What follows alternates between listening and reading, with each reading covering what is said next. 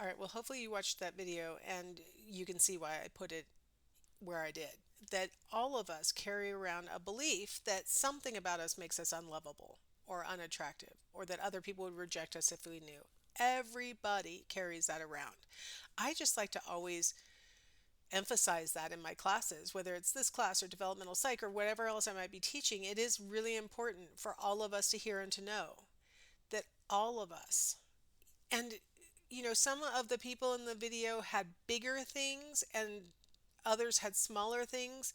Some had things that they absolutely could not have possibly contributed to that thing happening or being part of them. And others had things that maybe if they'd made different choices, it wouldn't have come out that way.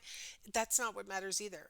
What matters is that we all carry around for us. Remember, Rogers says it's how we experience it that matters. And so for us, it is meaningful. It is something that is giving us a hit to our self worth or to our sense of self esteem. So I just wanted to make sure we all watched that, and hopefully you did. So, avoiding contingencies of self worth. According to Rogers, if we have the opportunity to interact with children, we want to encourage children to focus on what they want to contribute, create, or accomplish. Like focus on their goals for this circumstance, not necessarily that they should want to do this or that they should want to do that, that they should be good at this or they should be good at that. Instead, what do you want to contribute to this? What do you want to create right now? What do you want to accomplish in the next week?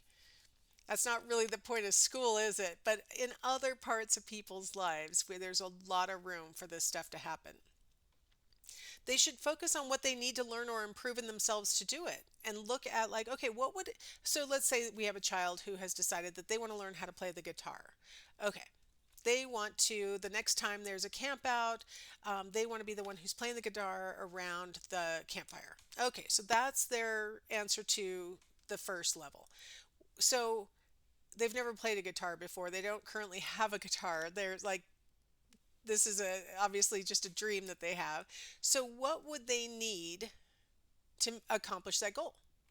Well, maybe they need to rent a guitar, buy a guitar, take lessons from somebody who will lend them a guitar, something like that.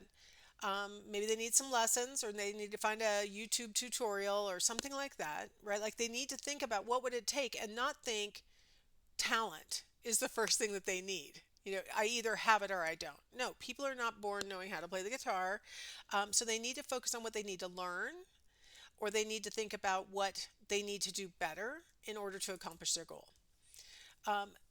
For those of us who are supporting children, so we should encourage them to focus on these aspects, and then what we should give them is positive regard for effort, not positive regard only when they win or only when they've learned the song and can play at our next camp out. We want to foster a growth mindset in children. This idea that through dedication, effort, practice, that's how you achieve your goals. You're not going to wake up one morning and your goals would be solved. That's just not how the world works. And so, giving them positive regard for whatever effort they're putting in is the best thing that we can do. Because really, ultimately, we want to foster tenacity. Just about anything worth doing or anything worth having takes time and takes effort. And so, fostering a sense of if I stick with it, I'll ultimately reach my goal. That's a really important message for adults to help children to develop. All right, well, let's hop to another theory, another group of theories, which would be cognitive learning theory. Julian Rotter, I don't know how exactly. I know that Likert is pronounced Likert, even though it looks like Likert. I know that for a fact. Rotter looks like Rotter. I think it's Rotter. I had a professor in grad school who pronounced it rotor, and some it makes me question myself, but I'm pretty sure it's rotor. Anyway, if you know something different, let me know. But Julian Rotter said that self-esteem is really a self-valuing process. Emphasis on process. He doesn't think that you have some degree of self-esteem and that it's stable or that it was formed in childhood and is relatively immutable like the psychodynamic theorists do. He thinks it's an ongoing self-valuing process.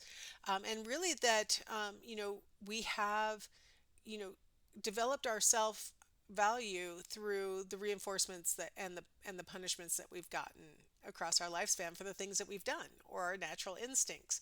And he pointed out something that we know from learning theory, which is that we respond differently to reinforcers. Different people think, for example, something is reinforcing or is punishing, and it's the same exact thing.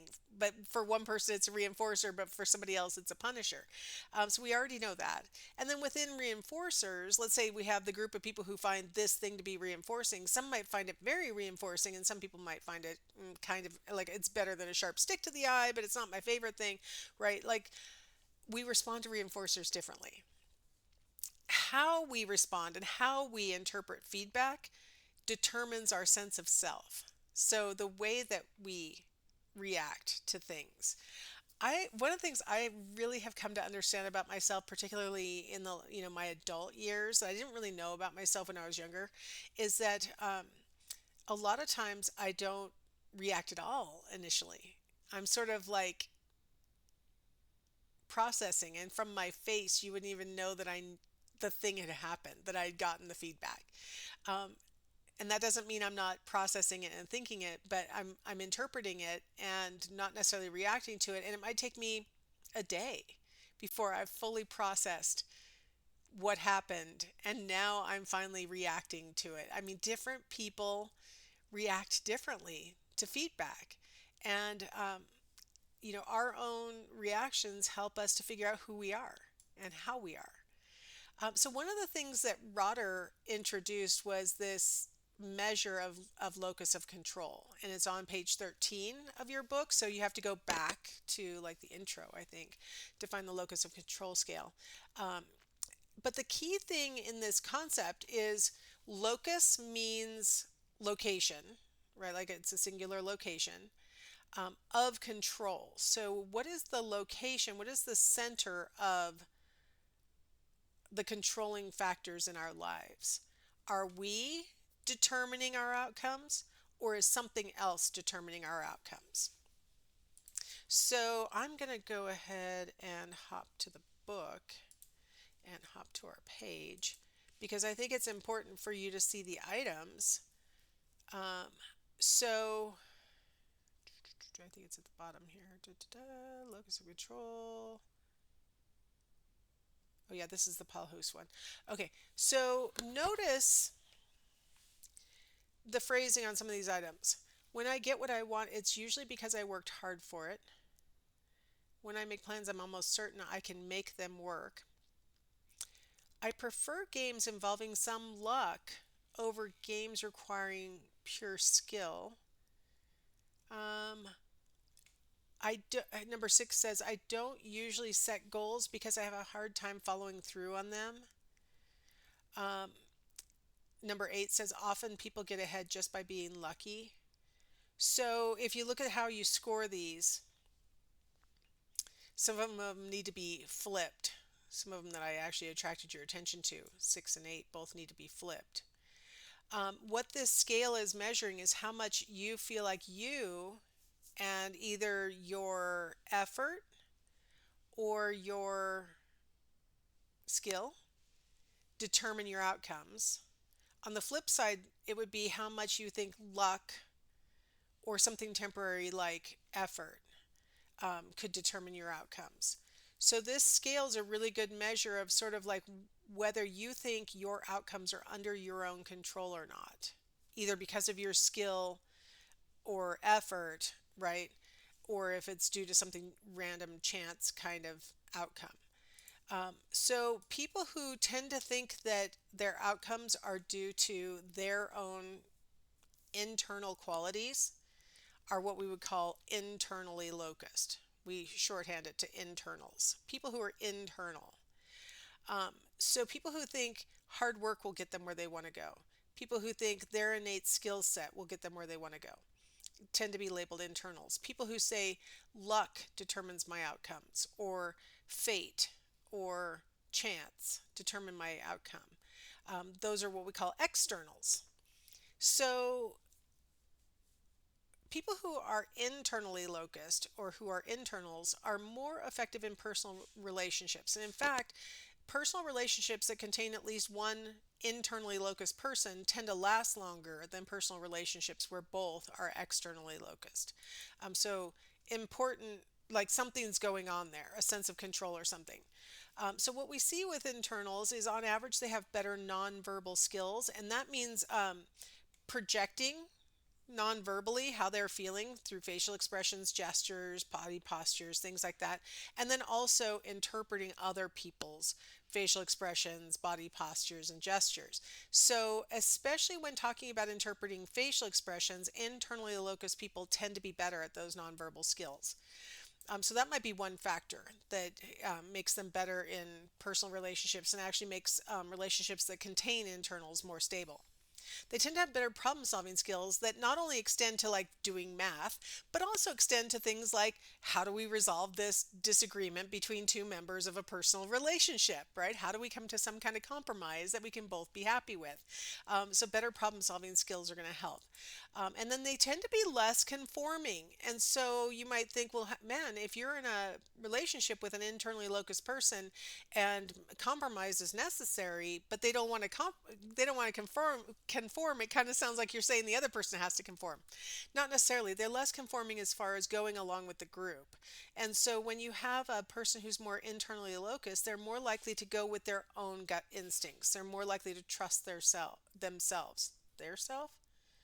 I don't know how to conjugate that verb or that pronoun. I don't know if you're supposed to conjugate it. Oh no, I'm having a whole linguistic meltdown. But they're less conforming to what external people are telling them to do. So that tyranny of the shoulds or the oughts that I talked about earlier is less likely to have an impact on a person who's internally locust. They're more likely to go with what they know or they believe to be true. So that might make them a little bit more stable for their partner who's more um, maybe also internally locust, but maybe if they're externally locust and they're more influenced by chance or luck or other things, having a nice, solid person who doesn't just go along with what the rest of the group is doing and stuff like that might be really stabilizing, right? And might make for a relationship that lasts longer. I should get rid of my face because I'm covering stuff, but it's probably too late now. Now, the cognitive learning theory mostly focuses on Albert Bandura, who you might remember, he's the one who did the research on children's aggressiveness using their behavior with a Bobo doll, which was an inflatable clown doll that just begs to be punched in the face. So, Albert Bandura was that researcher, but he also did research on self esteem. He actually generated a term called self efficacy. I'm going to turn myself off so you can see better. All right. So self efficacy sort of assesses how much you believe that you'll be successful in this particular situation. And it's usually based on your past experiences. So self efficacy is your belief, your individual belief that you can adequately perform a behavior. So maybe when you were deciding whether to go to college or not, you thought about what is the likelihood that I'll be successful as a college student. That's you were assessing your self-efficacy about that particular topic. Maybe your friend invites you to go rock climbing, and you assess whether you think you can do it. Am I too scared of heights? Do my fingers get too sore? Do I have the right kind of shoes? These are all sort of assessments of your self-efficacy. Can I do the task? So that's self-efficacy. A lot of your self efficacy comes from your own past experiences in similar circumstances. So, maybe when deciding whether you would be successful in college, you look back at how you had done in high school, or maybe the last time that you took any college classes, or something like that. You sort of assessed it based on your own personal experience on such an experience. It could also be that you looked at vicarious experience. Well, were my parents successful when they went to college, or my siblings, were my friends able to do it? That's what we mean by vicarious experience. Sometimes people will look at total strangers, but they maybe share something like race or age or religious background or something like that, and they say, well, a person like me has been able to do it. I'd like to point out you don't know anything about that person except for what they look like. I don't know if I would use that as a vicarious impetus for doing something. I would look for more people who I know, and I know more about them, and whether they have traits like me, whether they have the same study habits, or they have similar work styles or other things. I would look at that rather than just whether they physically look like me. That's a pretty good warning. School is about, I'd say, has nothing to do with how you look as far as your ability for success. I would say your ability for success has a lot more to do with tenacity and cognitive ability and other things. Um, but vicarious experience is a really good important one, because a lot of times we haven't had experience in the exact task or even anything very similar to it. So if we can look to our siblings, or we can look to our parents, or we can look to our friends and see how they've done, that gives us feedback about our probability of success. Um, the verbal persuasion that I listed there would be people saying, oh no, you can do it. You have what it takes. I have to say, of the things on this list, verbal persuasion is the least persuasive. If you feel negatively about something, no matter how much somebody is cheerleading for you, no matter how much evidence they're presenting to you, no matter how much they're trying to encourage you, if you in the back of your mind are saying to yourself, I know I can't. I mean, I love what you're saying and I wish it were true, but it's not, and I know that about myself. If you feel like that, it's not going to overcome that, to have somebody telling you that you can do it. I work with students all the time who are what are called McNair scholars. They're students who are first generation college students who have an ambition to go on to graduate school. And so they're given an opportunity to work with a faculty member on research so that they can get that part of their experience under their belt to make them more attractive for graduate school. And one of the hardest things as a mentor of McNair scholars is that I can see in them, is in some, not all of them, but in those that I do see, like really great writing style, or really good work ethic, or great research skills, ability to understand scholarly research articles and things like that. I see it in them, and I try and tell them, you've got what it takes. You've got what it takes to do well in grad school. I can see in their eyes when they're saying, you don't really know me. You don't know that I really can't. And I'm telling them, you've got the skills that are like the hardest skills for people to acquire. When you get to grad school, if you don't already have these under your belt, you're not going to make it, and you've got them. And you can see it when they're thinking, yeah, you don't know. You don't know what you're talking about. And it's really hard. I want to cheerlead, and it doesn't work very well. Some of you might have heard the term imposter syndrome. If you're suffering really hard from a belief that people are telling you you can do something that you know full well you can't, that I'm an imposter and eventually they're going to find out. Um, if you're suffering from that, verbal persuasion doesn't really help you get over it. It really doesn't. I think the only thing that helps is like success on small things that are getting bigger and bigger and bigger, and there's nothing else you can blame that success on except for that you have the skills that it takes to do the thing. That's all that I think can overcome imposter syndrome. Anyway, sorry, a little bit off target, but I think it's relevant and maybe hit a note with some of you, so I'm going to leave it in. Also, your psychological state. This is a really important nod to the fact that your self efficacy can vary across time, right? If you're really tired and I say, hey, I think we can scale one more. Oh gosh, what do they call that in rock climbing when it's one rope's worth of distance? Um, oh my gosh, I almost had it. I don't rock climb, but I used to sit at the bottom of rock climbing things while my husband and his friend would do it. And hey, I think we can do one more. Let's keep going. But you're really super tired. You're going to be like, I don't think I can. And that doesn't mean that suddenly you've lost all of your self efficacy for rock climbing. That means that right now you don't feel like you have what it takes to accomplish that thing. A lot of times, towards the end of a quarter, you might feel that. You may be really super confident and in your competence as a student at the beginning of the quarter, and by the end, you're like, I don't know if I'm going to make it through this. That's temporary, right? That's a physiological state where you're tired. Maybe you've been sick, something like that. So physiological state needs to be taken into consideration too, because we don't want to make a decision and say I can't based on a temporary state of mind or a temporary state of being.